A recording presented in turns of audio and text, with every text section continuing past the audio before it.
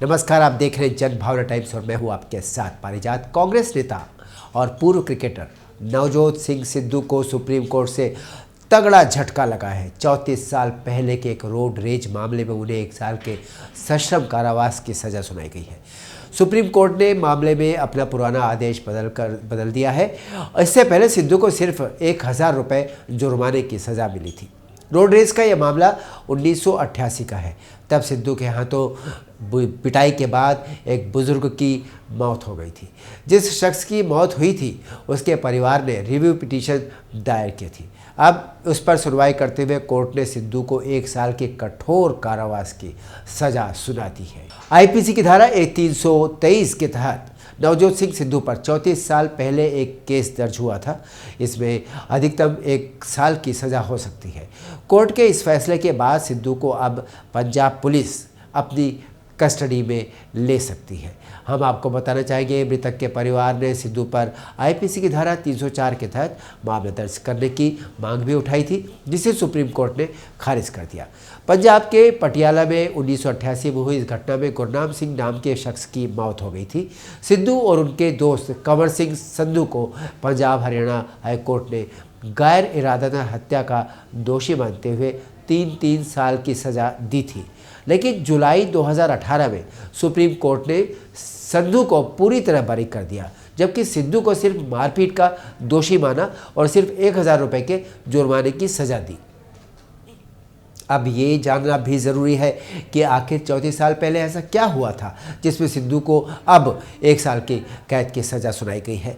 दरअसल ये घटना 27 दिसंबर 1988 की है, जब सिद्धू अपने दोस्त रुपिंदर सिंह संधू के साथ पटियाला के शेरावाले गेट की मार्केट में पहुंचे थे, जो उनके घर से करीब 1.5 किलोमीटर की दूरी पर था। सिद्धू उस समय एक क्रिकेटर थे। शाम का समय था। इसी मार्केट में पार्किंग को लेकर उनकी 65 साल के एक बुजुर्ग के साथ कुछ कहासुनी हो गई। कहासुनी इतनी बढ़ गई कि नौबत हाथापाई तक आ गई। उस हाथापाई में बुजुर्ग को गंभीर चोटें आई। इसके बाद उन्हें अस्पताल में भर्ती कराया गया, जहां उनकी मौत हो गई। जाहिर सी बात है, सिद्धू ने उनकी पिटाई की थी।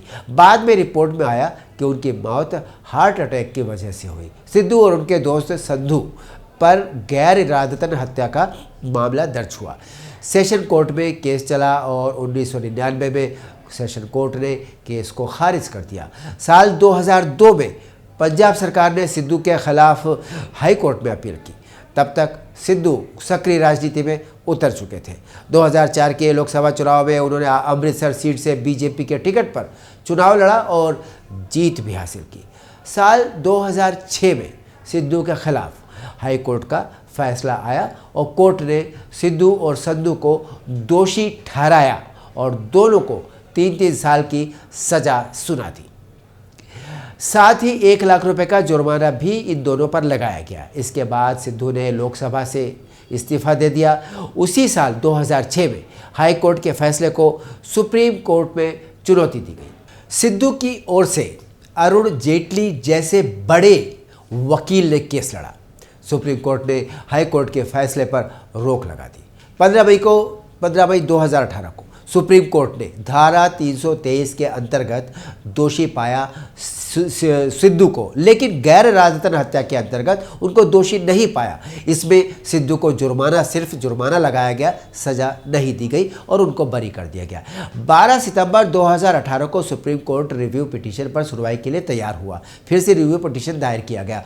15 मार्च 2022 को रिव्यू पिटीशन पर कोर्ट ने अपना फैसला सुरक्षित रख लिया था। अब वो फैसला जाकर सामने आया। कोर्ट ने फैसला सुना दिया। कोर्ट के फैसले के बाद नवजोत सिंह सिद्धू ने अपनी प्रतिक्रिया देते हुए कहा कि वे कानून का पालन करेंगे, क्योंकि जो सज़ा उनको मिली है वास्तव में देखा जाए तो बहुत छोटी सज़ा मिली है, क्योंकि जिसके साथ उन्होंने हाथापाई की थी, जिसकी उन्होंने पिटाई की थी, उसकी जान चली गई।